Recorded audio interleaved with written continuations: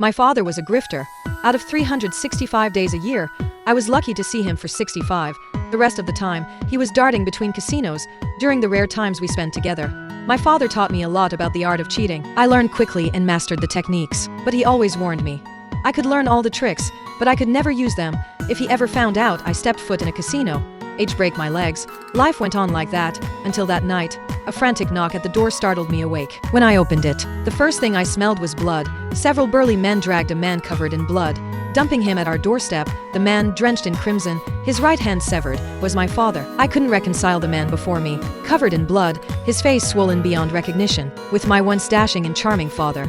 I froze, feeling as if all strength had been drained from my body by an unseen hand. My mother had passed away early, and in my father's absence, it had always been just my younger brother, Finn, and me, relying on each other now. Seeing our father drenched in blood, Finn and I were both completely panicked. My father was rushed into the ER. The doctor, stone-faced, presented the bill and told me to pay $3,000 for the surgery, not a penny less, or we can't proceed. If you want him to live, pay up.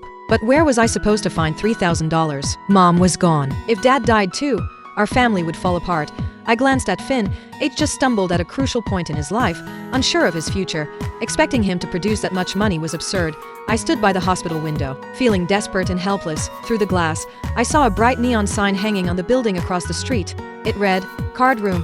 Those two words felt like a mystic master, pointing the way, as if they were telling me, "Come on in, step inside. And you'll have the money to save your father." The words card room seemed to possess an immense magic, pulling me in, as if all I had to do was walk through the door. And I'd have the cash to save Dad. I handed Finn my savings book, which held a few $100s, and told him to handle things at the hospital for now. I'll figure out the rest of the money. If the doctors ask, tell them I'll have it by tomorrow morning. Clutching the last few $100s I had, I quickly walked into that card room. Inside, cigarette smoke hung thick in the air. People sat at card tables like zombies, their eyes hollow, as if their souls had been sucked out. A haze of smoke and raw despair was the perfect description for this place. I stood near the door, observing carefully, finally settling my gaze on a table in the corner. They were 2 players short, needing a third for a fast-paced card game. The minimum bet was $50, the maximum $200. This was within my budget. I pulled up a chair and sat between the 2 players. I looked them over, one with a round face, the other with messy, instant noodle hair.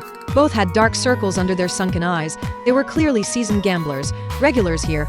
I nonchalantly pulled out a cigarette and put it in my mouth, feigning ease. Rocky, the round-faced one, was the dealer. Spike, with the messy hair, was my downstream player. I was caught in the middle, like prey between 2 predators. We started placing our bets. The first hand began. We each held 16 cards. The first one out took all the money from the last one remaining. The second one out broke even, so whoever was last lost the most.